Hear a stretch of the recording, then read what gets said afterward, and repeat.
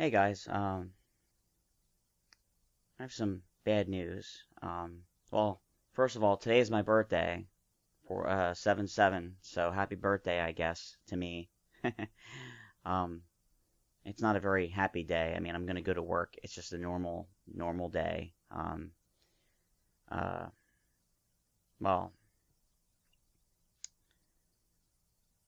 I wish it was a perfectly normal day, but it's actually the second day after.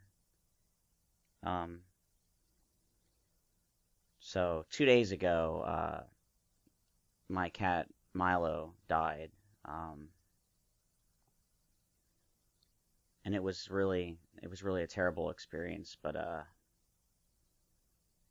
the way it happened was, well,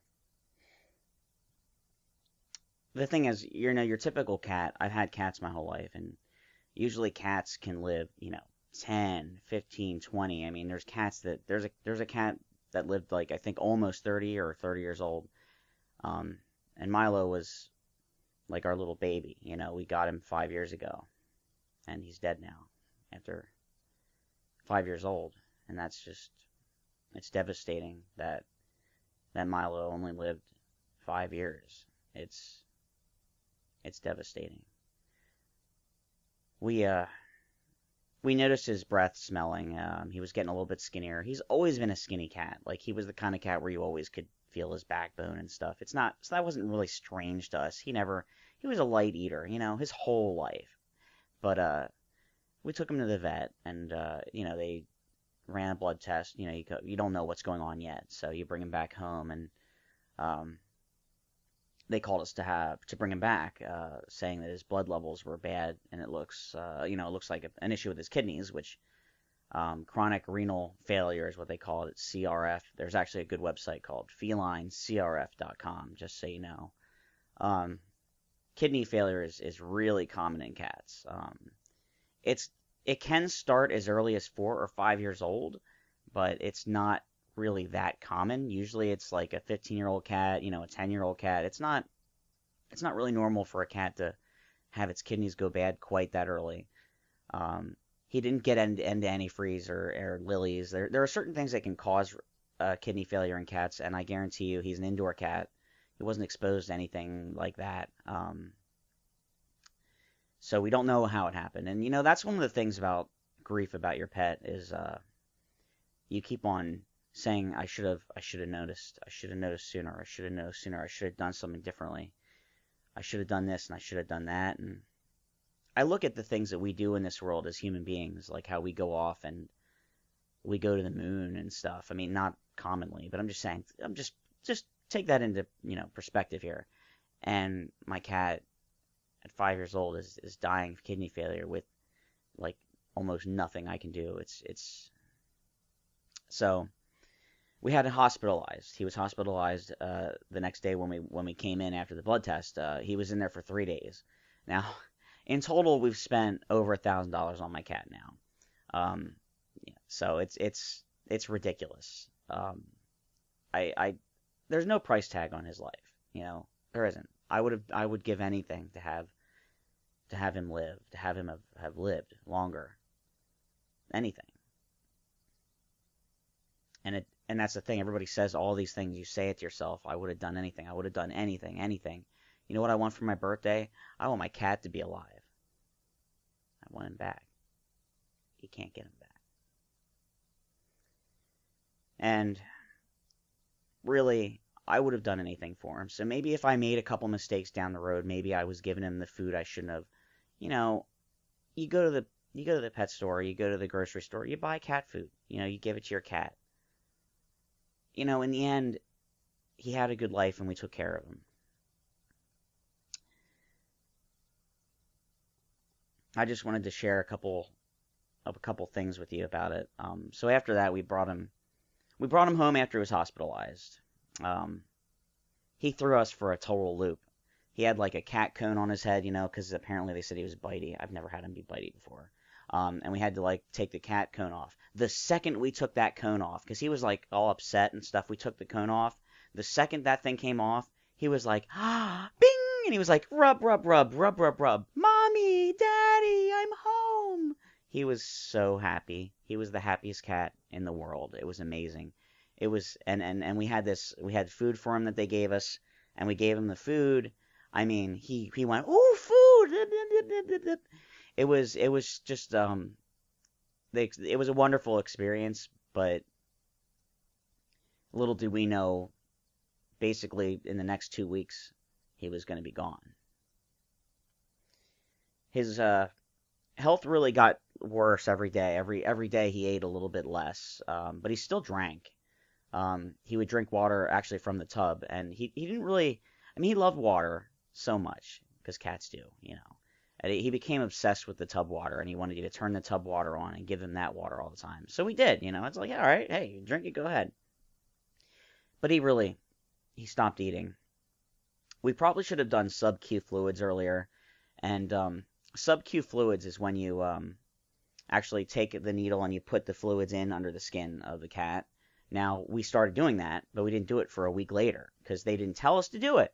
They just gave us medicine. We gave him his medicine, a steroid and you know, an antibiotic, and we did it every day. We did everything we were told to do.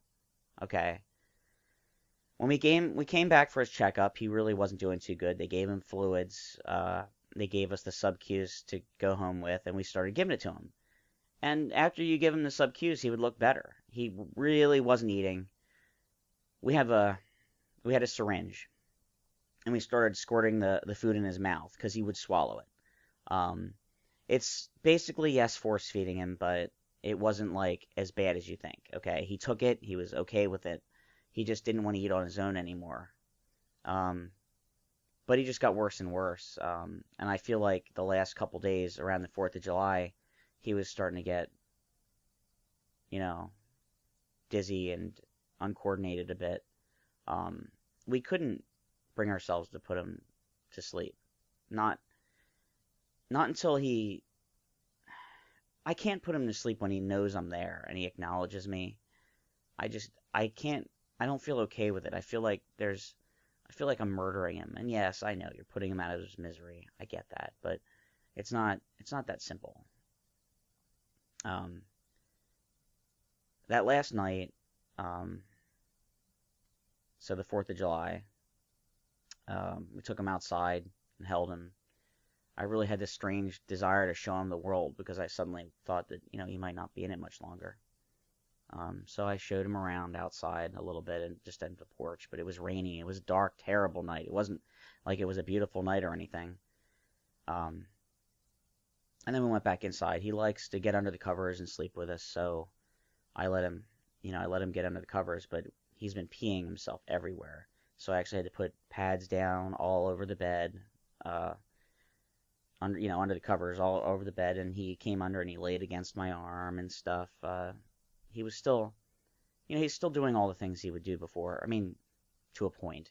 He was still the same cat, you know what I mean? Like, it wasn't like the memories were gone, you know what I'm saying? He was still there. He did poop the bed on the pads. But yeah, he pooped the bed. I've never experienced that before. It was really strange. I didn't even notice exactly when it happened, but he was very restless. This is his last night on the earth. So when he started to get up out of the covers, I had to just take him out of the bedroom because he's going to pee on things that aren't covered, you know. And I took him out in the living room and we laid on the couch together for a little while. But he kept on getting up, and eventually I just kind of gave up on it. I just kind of decided, dude, it's like it was like 3:45, 4 in the morning. I had to get some sleep. So I went back to bed and left him out in the living room alone, unfortunately. I mean, there's other cats, but they don't like him, so poor guy's basically alone. The next day was his last day, and I was actually sitting here on my computer playing a video game. He kept on going in the tub, and it's cold in there, and he didn't want water because I turned the tub water on and he wouldn't drink it. So I actually got to the point where I said, Cat, I don't want you doing this anymore. You're going to get sick. So I shut the door on him, and he kind of laid by the door. And then I was in here on the computer, and then he came in here. And right around here, he sat for a little while, and I'm like, oh, he just wants to be close to me. And Then he started having a seizure. So I immediately called Erica and told her what was going on, and she came home. After his seizure, he seemed to be conscious. He definitely seemed to be conscious, just unable to move. So I took him and brought him into the bedroom and laid him on the bed, and when she got home, we picked him up for a minute, and she held him in the living room for a little bit, like she always did, because she always would hold him like he's a little baby, and he loved it. He would actually seek her out and jump on her for it. And then we brought him in the bedroom and just kind of laid him down for a little while. We called the vet. They made us make an appointment. I don't know why. I told him I think my cat is dying. He had a seizure, and we're going to have to put him to sleep probably. And they said, oh, yeah, well, here, make an appointment. So we were calling people, talking to family and stuff, and the cat's there on the bed, and I'm giving him a pet every now and then. I'm not nonstop petting him, okay? And then my wife, Erica, looks over and she says, hey, I don't think he's breathing. And he was breathing. He just wasn't breathing very much. It was starting to slow down a lot. And right there on the corner of the bed, watched him take his last breaths, and he died. So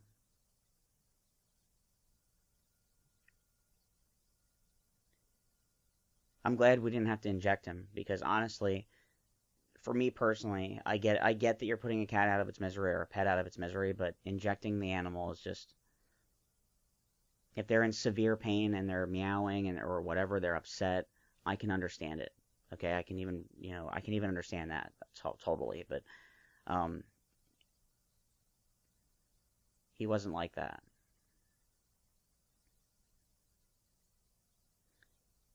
So he's gone forever. I don't believe in an afterlife. I don't believe in anything, actually. I don't have faith. So people that say Rainbow Bridge crap, that's a story from the 1960s. Sorry, guys, but it is. And I don't mean to be disrespectful to anybody. And people want to say good things and kind words, thank you. I appreciate it very much. I do. But in my mind, he's simply gone. And I consider myself a fairly rational person, but most of the time, reasoning, thinking being, but he's dead and he's gone, and it's not okay. It'll never be okay. But to me, he's dead forever. And this is the end. 5 years old. He was like a little baby to us. We were like mommy and daddy, and he was our child. He would grab my straw out of my cup. If you have a cup and there's a straw in it, if he sees it, he just goes and takes it. Then he just drops it. He doesn't have any plans. He doesn't have any grand scheme that he wants to do anything with it. He just wants that straw out of the cup. His fascination with water would interrupt my peeing in the bathroom. So I'd be, standing up peeing, right? And he would just come up and his paws would go over the side of the toilet, like this. And he'd be looking, and he would actually stick his head in there, and I peed on him a little bit. That was, of course, in the beginning. Now after realizing that this cat is going to do this, I started to push him with my leg into the wall, because it's just no, I don't want you doing that, cat. I don't want to pee on you. And I've actually had to stop my pee midstream, where I'm just peeing, and then the cat's wee, and I'm because I don't want to pee on my cat, So he loved to be held. He would actually hop on my wife Erica. He would, if she would get up in the middle of the night and have to go to the bathroom, she would try to keep her eyes shut so that she can go back to sleep, and it would be all dark, And right in the dark, if she's sitting there, he'll just go, bing, and he'll hop right up here on her chest. It's not like he's hopping for her lap, no. He's getting on her chest because he wants this. And she'll have to just be like this, holding him, tired, and it freaks the heck out of her, trying to go to the bathroom, because he loved us.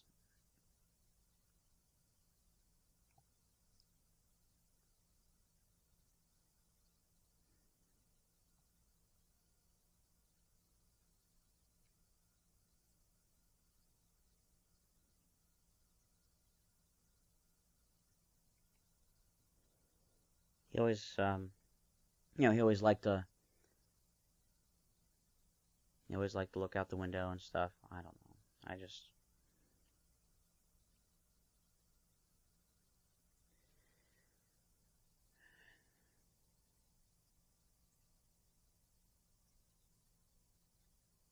I don't know, guys.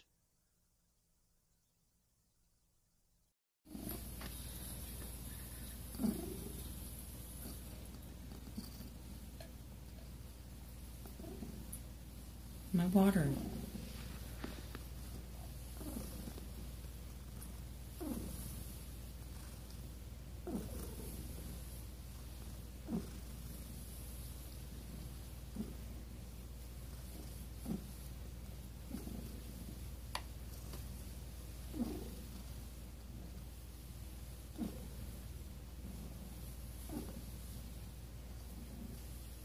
I don't know, I think that kind of purring is different since he's been sick. Oh, it's different. This is not a normal purring for him. Milo, hey. You want to pee now all over the place, like you always do? We're going to take a pad, and we're going to tape it where he lays, I guess, but I don't know. It's not... I'm probably still in a... Oh. It's like chattering.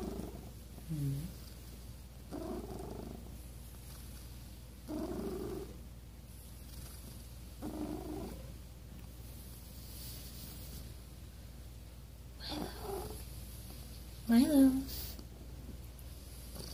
Hey, Bubba.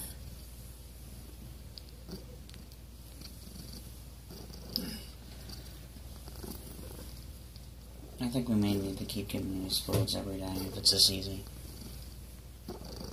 Or every other day.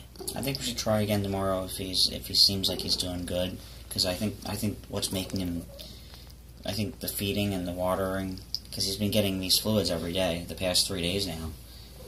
I think that's perking him up, although it could be the drugs.